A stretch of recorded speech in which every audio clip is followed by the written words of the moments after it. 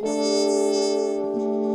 gens que j'ai connus, enfin, pas mal de ceux que j'ai publiés meurent les uns après les autres. Alors j'ai publié des jeunes aussi, heureusement, qui me survivront. Mais il est de fait que pour les générations actuelles, ce qui s'est passé après la guerre, enfin disons après la libération, jusque vers les années 60, ils ne savent pas, enfin jusqu'à 68 même, à partir de 68 c'est une date. Bon, ils savent que leur papa actuellement, les gars de 18 ans, de 20 ans, ils savent que leur papa était 68 ans. Mais entre cette période, les années 50, c'est une période qu'on connaît mal. Et c'était une des périodes Vaste. les plus riches, Oui. pas seulement en littérature, mais dans les arts, enfin dans le domaine des idées. Enfin bon, c'était la linguistique, le structuralisme, la psychanalyse avec Lacan. Enfin, on redécouvrait des tas de choses.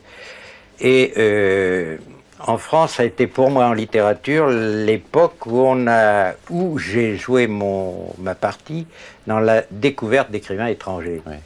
Les Français c'est en train de changer, étaient très peu curieux de ce qui se passait ailleurs. Oui. Ils disaient c'est nous la culture, c'est nous, etc. Et puis la guerre les a fait revenir sur cette idée, sur cette prétention. Et après la guerre, ils ont commencé à s'intéresser un peu aux étrangers. Mais j'ai pu publier tout ce que j'ai publié, enfin des Polonais, des Américains du Sud ou des Américains tout court, parce qu'il y avait quand même un petit intérêt pour ça. Ça n'a jamais été bien loin. Hein.